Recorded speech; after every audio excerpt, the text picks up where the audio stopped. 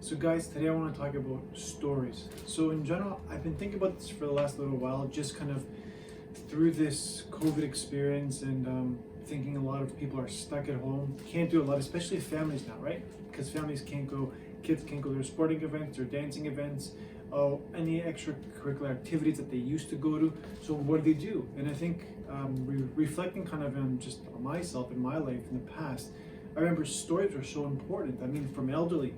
So like listening to stories from, example, your grandparents or your aunts or uncles, anything that you can, would always be a means for information to be passed on to generations in terms of their forefathers or their cultures or their religious beliefs, whatever that might be, that they've passed on to the next generation.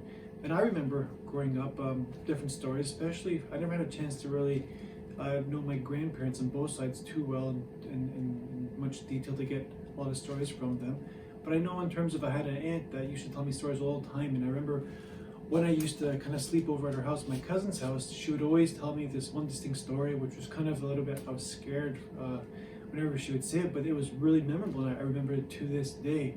And same thing in terms of one of my uncles. Whenever I have a chance to sit down with him, I listen to his life stories, and sometimes they sound so unbelievable, but it's such a life that they have lived, especially those going through war and just a different time than what we have today. And kind of today, again, is a time that maybe in the future we'll tell our children, our grandchildren, or stories will be told about this time. So I think it's perfect timing now because you're kind of in your own house with your family to actually start to tell stories or start to kind of speak a little bit more, gather if you haven't already, and just share. I think this is a time that we can really take the chance to kind of really become closer internally as with your loved ones in order to kind of pass things on to the next generation.